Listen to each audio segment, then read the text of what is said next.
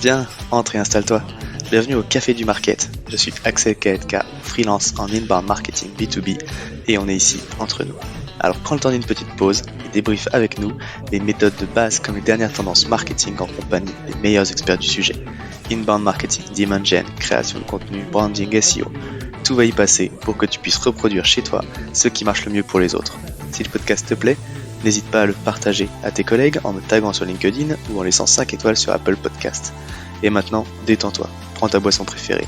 Et surtout, si tu entends une discussion intéressante, serre-toi, c'est offert par la maison. Pour ce podcast, j'ai l'honneur d'être soutenu par ma solution de marketing automation préférée, Sepleady. Si je t'en parle, c'est parce que je l'ai utilisé à titre pro et que j'en ai été pleinement satisfait. On le sait, quand on fait du marketing automation, ce qui est compliqué, c'est d'entretenir constamment des workflows de nurturing et de les mettre à jour avec de nouveaux contenus. Là où Pledzi est très fort, c'est qu'ils ont développé une campagne intelligente qui est capable de pousser automatiquement le bon contenu au bon moment à la bonne personne, en fonction de ses centres d'intérêt et du stade de maturité du lead. Ce qui ne gâche rien, c'est qu'ils ont une équipe au top, avec un service CSM dédié qui est là pour t'aider à mener à bien ton projet. Mais assez parlé, passons à l'épisode. Bonjour à toutes et à tous et bienvenue au Café du Market. Aujourd'hui, on va parler d'un des leviers marketing qui est certainement l'un des plus utilisés ces dernières années par les entreprises dans le B2B, c'est l'événementiel physique même. Mais on va pas aborder ça sur comment créer un stand pour un salon, on va aborder ça sous l'angle de comment créer un événement que l'on veut voir devenir une référence sur son secteur, et aussi de comment ça peut s'intégrer intelligemment dans une stratégie de contenu. Pour parler de ce sujet, je suis avec Alexis Chevalier, qui est CMO de You Love Words et qui a organisé il y a quelques semaines la Content Week. Bonjour Alexis. Bonjour Axel. Je suis ravi de t'avoir sur le podcast parce qu'en plus je sais que vous faites, vous êtes très centré autour du contenu, donc c'est un sujet que vous aimez beaucoup et puis c'est un petit peu le sujet qu'on aborde le plus ici. Mais c'est super intéressant en plus que vous ayez réussi à développer un événement autour de ça et donc tu vas nous raconter un petit peu ça. Pour ceux qui te connaissent pas, le You Love Words, est-ce que tu peux peut-être te présenter en quelques mots s'il te plaît? Ouais, pas de souci. Donc je suis Alexis, je suis Chief Marketing Officer du coup chez You Love Words. Ça va faire à peu près 4 ans que je suis dans l'entreprise. Moi, j'ai un parcours assez classique, on va dire, de marketeur. J'ai commencé en tant que content manager, donc très vite finalement déjà dans le contenu, pour après un peu gravir les échelons, m'occuper de toute une stratégie inbound marketing, online marketing. Et quand je suis arrivé chez You Love Words, c'était vraiment ça l'idée. J'étais on va dire la première personne recrutée pour s'occuper du marketing vraiment full time. Et donc j'ai pris le temps de mettre en place un peu la stratégie, de tester différentes choses. C'est toujours pareil quand on arrive dans une entreprise et puis surtout qu'on est la première ressource sur le marketing. L'idée, c'est vraiment de tester et de voir quel canal fonctionne par rapport à nos audiences. Et puis voilà, sinon j'ai travaillé chez Advise, chez Chameleon. Donc j'ai un parcours aussi assez classique, on va dire, dans le SaaS, plutôt tech au départ. Et You Love Words, ce qui m'attirait chez eux, c'était plutôt la partie créative, qui me manquait un peu à des postes techniques, enfin dans des sociétés un peu tech, quoi. Donc voilà. Et puis pour présenter un peu You Love Words très rapidement, on est leader dans le content marketing. Ça fait 10 ans que l'entreprise existe. Voilà, on travaille avec un peu plus de 150 clients, principalement des grands comptes. Et nous, l'objectif, c'est vraiment de produire, concevoir, penser les stratégies de contenu du coup de nos clients. Donc vraiment tous les contenus digitaux, que ce soit de l'écrit, de l'audio ou de la vidéo. Ok. Tu vois, justement, ouais, super intéressant parce que si tu peux nous donner vite fait ta vision sur justement le rôle d'une stratégie de contenu en B2B, c'est vrai que vous avez pris un angle, tu me le disais, très media-led growth. Justement, si tu peux qu'est-ce que c'est pour toi et à quoi ça sert, quoi? Ouais, alors effectivement, pour moi aujourd'hui, une stratégie de content marketing est essentielle pour quasiment tous les secteurs et toutes les tailles d'entreprise. Dans le sens où en fait, quand tu travailles dans une entreprise, tu as toujours un savoir à partager, peu importe ce que tu peux faire comme business, quoi. Et donc, en ce sens, une stratégie de contenu peut répondre à ces objectifs-là, quoi. Et après, tu as plusieurs objectifs qui sont à la fois de l'engagement, de la conversion, mais aussi parfois divertir tes audiences, quoi. Après, il y a en effet l'autre sujet qui est un peu, qui est ce sujet-là de la stratégie média-led growth. qui se développe de plus en plus. On voit pas mal d'entreprises qui rachètent aussi des médias. Donc ça rentre un peu aussi dans ce cadre-là. Et pour moi, l'objectif de cette stratégie-là, c'est justement de prouver son expertise, de partager son savoir auprès de son audience. Donc nous, chez HelloWords, on s'applique à nous-mêmes, on va dire, ce qu'on vend à nos clients, c'est-à-dire justement de démontrer notre expertise au travers de plein de contenus différents, dans plein de formats différents, et notamment du coup ce format assez spécifique dont on va parler, qui est l'événementiel physique. Et ça, c'est quelque chose qui est important pour moi. On reviendra, je pense, là-dessus. Mais je pense qu'on a tous été un peu saoulés par tous les webinars, toutes les propositions de webinars qu'on a reçues depuis 2 ans. Et je pense que c'est vraiment bien justement de revenir aussi un peu à l'essence même de l'événementiel, qui est la rencontre avec les gens, le partage, etc. Et donc ça, c'était vraiment aussi l'un de mes objectifs quand on a monté cet événement. Bah justement, ouais, t'en parles, donc on va enchaîner tout de suite. Donc il y a quelques semaines maintenant, je le disais, t'as organisé un gros événement qui était dédié au contenu, donc la Content Week. Comment elle est venue cette idée? Ouais, alors super question. En fait, si tu veux, donc fin d'année dernière, on s'est dit qu'on allait créer un contenu pour partager un peu nos tendances éditoriales pour l'année prochaine, quoi.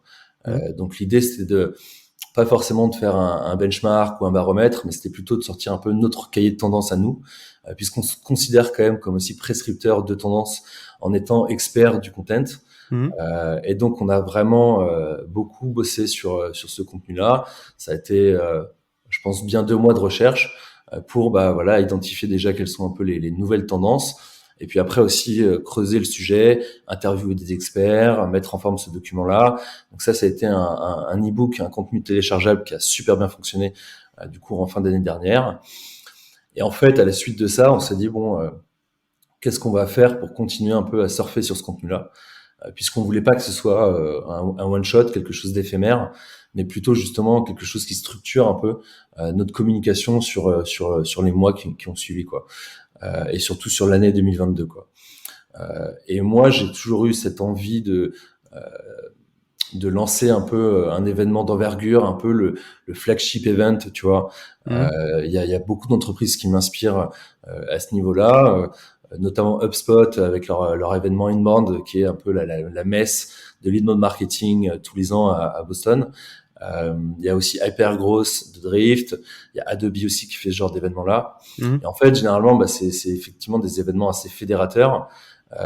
Et puis, ça permet vraiment de travailler beaucoup, je trouve. Et moi, c'était vraiment genre mon objectif principal, c'était de travailler la notoriété, la visibilité en fait de l'entreprise au travers du coup de cet événement-là, quoi.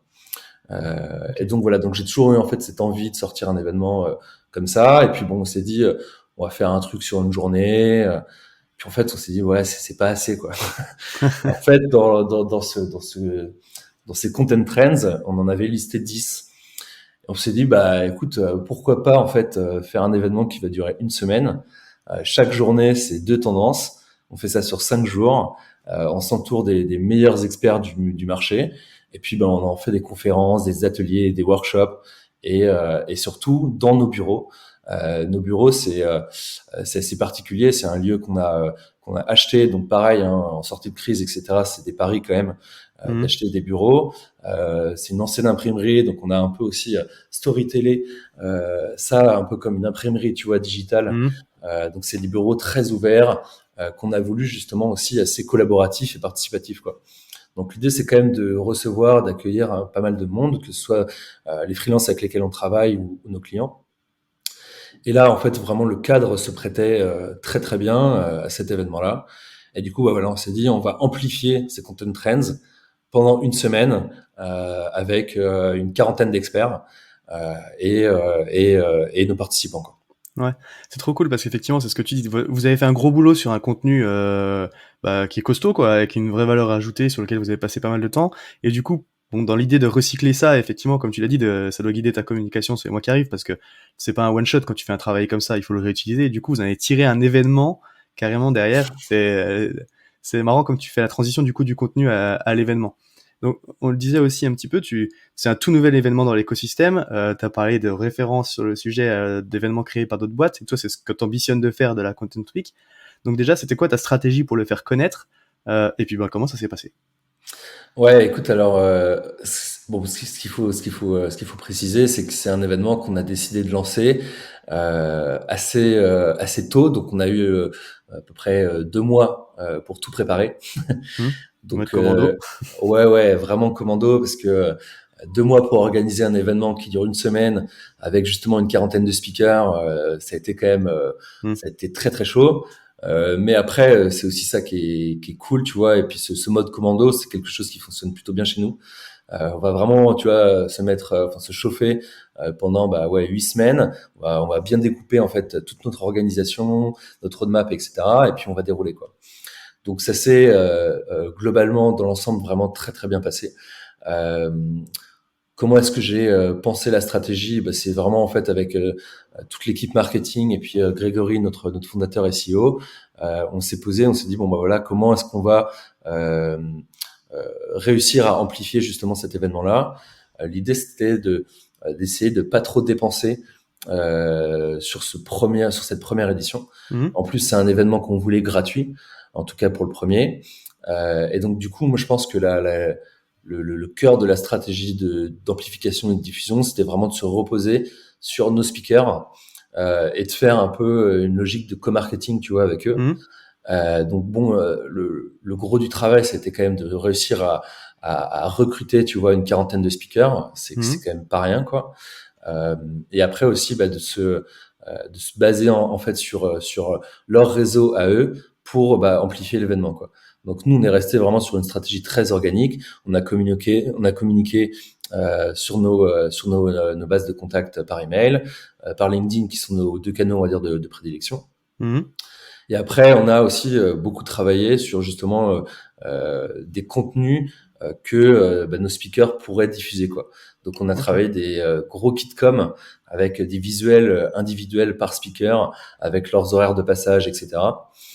Et puis, on leur a fait un doc Notion vraiment très très bien, enfin très complet, pour que eux, ils aient en fait un truc un peu clé en main, tu vois, qu'ils puissent voilà communiquer sur l'événement. Donc, c'est comme ça vraiment qu'on a pensé un peu la stratégie de diffusion, quoi. Ok. Et ça, c'est intéressant parce qu'effectivement, c'est ce que tu dis. Pour faire du gratuit, entre guillemets, parce que tu y as passé énormément de temps, donc c'est pas du tout gratuit, mais tu t'es reposé du coup sur la communication et les réseaux du coup des speakers que tu invitais. Tu leur as fourni des kits de com en fait pour qu'ils aient rien à faire, parce que comme ça c'est beaucoup plus facile. Est-ce que tu leur as demandé explicitement, il y avait un accord en gros de communication où vous venez et tout, on vous invite, ça fait de la visibilité, ce serait bien que vous communiquiez sur l'événement, ou est-ce que tu leur as juste dit, parce qu'au final c'est tenez voici le kit de com si vous voulez partager et tout, c'est une façon en fait de le demander sans le demander, et puis vu qu'ils ont tout clé en main, du coup voilà, t'as pas d'effort. Ou est-ce que c'était vraiment quelque chose que t'as inscrit quoi? Non, non, c'est exactement ça. On va dire que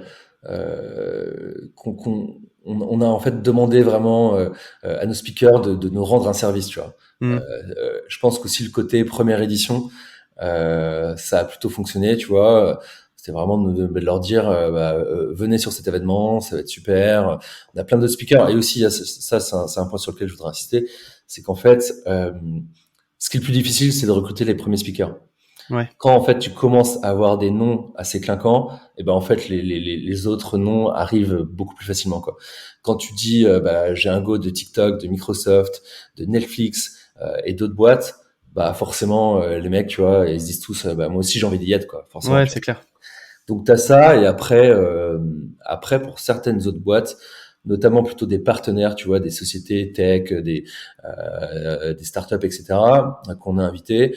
On a mis en place une logique justement aussi de partage de leads, où là pour le coup, tu vois, j'ai rédigé un contrat Ok. de co-marketing et de lead sharing, dans lequel je leur dis, voilà, je leur demande pas, si tu veux, de communiquer à leur base mail 3 fois, de poster 5 tweets, etc. Mhm. Mais je leur dis plutôt de faire preuve de bon sens, tu vois, et de leur faire comprendre que c'est à la fois bénéfique pour eux comme pour nous, quoi. Et donc s'ils communiquent aussi sur leur présence, ça leur fait de la visibilité, ils peuvent inviter leurs audiences, leurs clients, leurs prospects. Donc c'était aussi quand même pas mal de bon sens, quoi. Mhm. Donc voilà. Ouais, c'est clair. Ça marche. Tu l'as dit aussi, donc c'était un gros contenu, tu l'as exploité pour en faire un événement. Maintenant, cet événement, tu veux qu'il soit récurrent aussi. Donc, comment est-ce que tu prévois justement de l'exploiter du coup dans ta strat de cette année, aussi pour le faire vivre jusqu'à l'année prochaine au final et que ça devienne un rendez-vous. Ouais. Alors moi, je suis un adepte vraiment du côté recycler ses contenus, repurposing, etc. Je trouve que c'est une pratique qui est pas du tout assez exploitée par les marques. Généralement, tu vois, on va produire un contenu un peu master, et puis on va en rester là, quoi. Alors qu'un contenu master, tu peux le décliner en énormément de sous-contenus, quoi, que ce soit du snack content, des articles, enfin, tu peux faire plein de choses, quoi. Donc nous, l'un de nos souhaits aussi sur cet événement là, c'était de tout capter en vidéo et en audio. Donc on a enregistré l'ensemble des conférences et des ateliers. On avait également quelqu'un qui a filmé un peu, si tu veux, des plans de l'événement, qui a fait beaucoup de photos, qui a fait des interviews, si tu veux, aussi des speakers. Et donc en fait, tous ces contenus-là, l'idée après, ça a été de les récupérer, de les dérocher, de les découper en fait extrait par extrait. Donc ça a été un travail un peu de titan, quoi. Ouais, c'est clair. Pour vraiment en fait produire des contenus un peu récap, tu vois, des différentes thématiques qu'on a abordées sur chacune des demi-journées. Donc, ce qu'on a fait, c'est qu'on a rédigé des articles. On a travaillé avec notre rédactrice, tu vois, à qui on a envoyé l'ensemble de ces contenus-là, et puis qu'à elle, en fait, réussi un peu à orchestrer des articles, tu vois, qui vont présenter que ce soit des citations, des chiffres clés, des conseils, des tips de tel ou tel speaker. Tu peux retrouver chacune des conférences en vidéo, tu peux les écouter en podcast. Donc on a sorti un podcast. Aujourd'hui on a plus d'une quarantaine d'épisodes, tu vois. Donc c'est là où l'amplification, c'est là où l'amplification après l'événement est super importante. C'est aussi surfer en fait sur un momentum, tu vois, parce que c'est super, tu vois, que l'événement se passe bien sur la semaine, etc. Tout le monde est content. Mais après, en fait, il faut justement continuer à capitaliser là-dessus, quoi. Sur le fait que les gens aient passé un super moment, etc.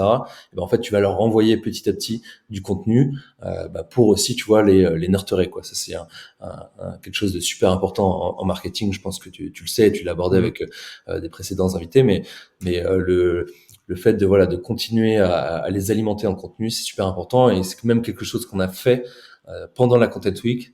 Donc chaque fin de journée, on a envoyé en fait à l'ensemble de nos contacts des daily digests où l'idée c'était de revenir sur les insights, tu vois, les éléments les plus importants qui ont été partagés à chacune des demi-journées, quoi. Donc voilà, on a clairement pas chômé là-dessus, et puis on a produit énormément de contenu, quoi. Ok, super intéressant. On se dirige doucement vers la fin de l'interview. On a encore une fois partagé plein de bonnes pratiques, comment t'as organisé tout ça, comment t'as pensé la stratégie, et puis effectivement comment t'as fait en sorte que ça se passe bien. Après, on a tous des galères aussi. C'est jamais tout rose. C'est quoi le plus gros challenge auquel t'as été confronté, que ce soit lié à cet événement-là ou ça peut être aussi dans ta précédente carrière? Lié à cet événement, clairement, ça a été l'organisation, quoi. Réussir à bien prioriser nos sujets. Franchement, on avait quand même énormément de choses à penser et à faire en peu de temps. Donc, je pense que la clé, ça a été d'avoir une organisation vraiment presque militaire, tu vois. Moi, je fonctionne beaucoup avec la méthode des OKR. Donc, j'ai vraiment listé tous les micro-sujets, tu vois, qu'on avait à traiter. Et puis après, c'est de faire des points très régulièrement pour voir si on avance, etc., se filer un coup de main, se dire, OK, là, on a ce speaker qui a accepté de venir. Côté logistique, on a le traiteur qu'il faut booker, etc., tu vois. Et c'est vrai que tu as beaucoup de sujets différents, hein. Je parle de logistique. C'est assez fat, surtout quand tu accueilles autant de gens sur une semaine.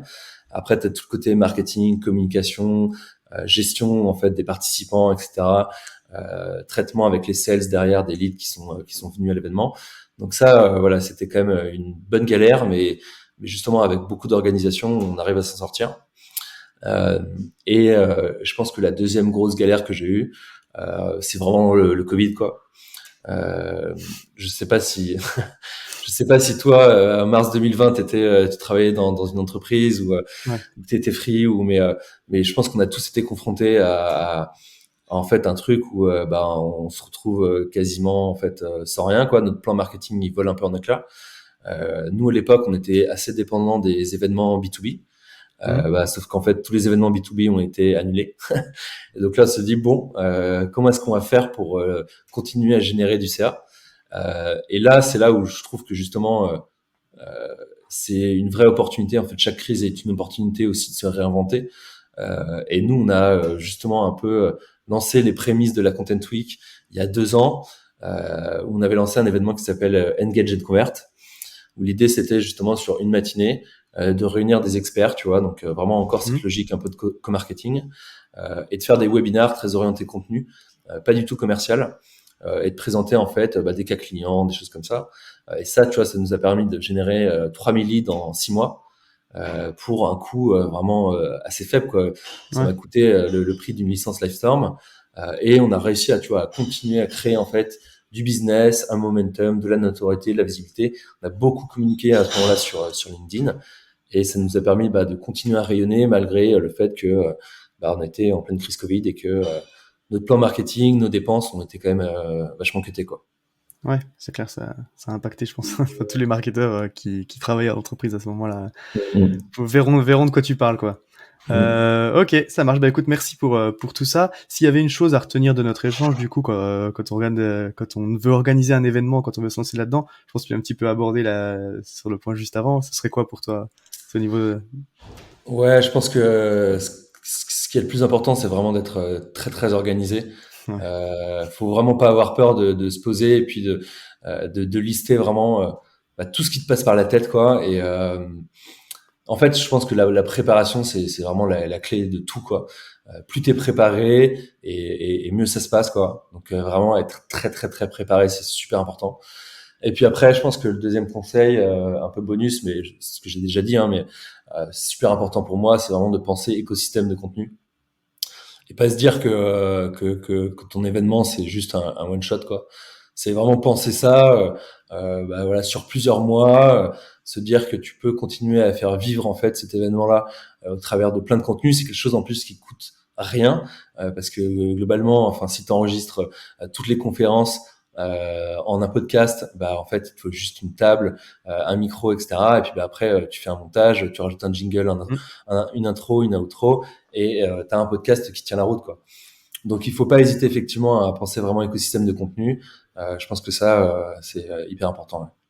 Ok, écoute, merci beaucoup pour tout ton partage d'expérience. Là, c'était super intéressant.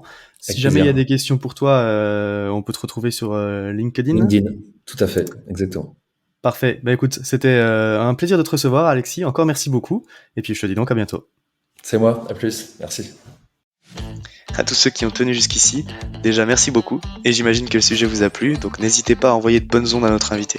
Pour ceux qui le souhaitent, le meilleur moyen de soutenir le podcast, ça reste d'en parler autour de vous et de laisser 5 étoiles sur votre plateforme d'écoute préférée. Je compte sur vous. Et dans tous les cas, je vous dis à bientôt pour un prochain rendez-vous au Café du Market.